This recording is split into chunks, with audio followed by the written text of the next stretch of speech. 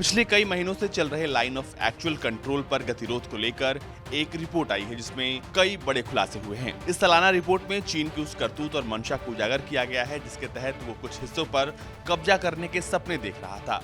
रक्षा मंत्रालय की इस रिपोर्ट में कहा गया है कि चीन ने लद्दाख में यथास्थिति बदलने के लिए गैर परंपरागत हथियारों का इस्तेमाल किया, भड़काने वाली कार्रवाई की। इसके बाद ही वहां स्थिति बिगड़ी।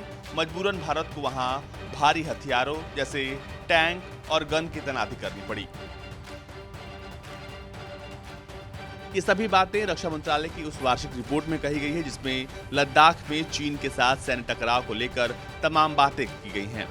रक्षा मंत्रालय ने कहा है कि चीन ने ताकत के दम पर लद्दाख में स्थिति को बदलने की कोशिश की।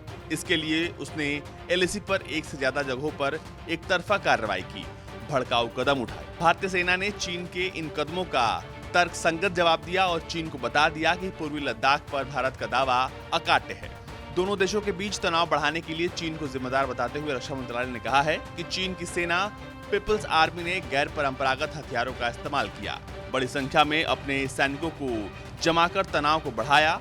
15 जून 2020 की गलवान घटना का जिक्र करते हुए रक्षा मंत्रालय ने साफ किया कि इस संघर्ष में भारत के 20 जवानों ने बलिदान दिया, लेकिन पीएलए के सैनिकों को अपनी जमीन में कदम नहीं रखने दिया। रक्षा मंत्रालय ने कहा है कि इस लड़ाई में चीन को भी भारी नुकसान उठाना पड़ा है। रक्षा मंत्रालय ने पैंगोंग झील के दक्षिणी तट पर महत्वपूर्ण स्थानों पर भारतीय सैनिकों के कब्जे की कहानी का भी जिक्र किया है।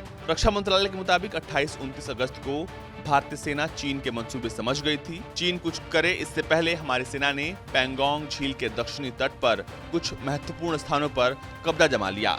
रक्षा मंत्रालय ने कहा है कि भारतीय सेना ने चीन के शातिराना हरकतों का जवाब देने के लिए वायुसेना की मदद से काफी कम समय में अपने सैनिकों को वहां जमा कर लिया। इसके अलावा सेना ने टैंक और गन जैसे भारी हथियारों की तैनाती भी कर ली और गोला बारूद, राशन और कपड़े भी जमा कर लिए।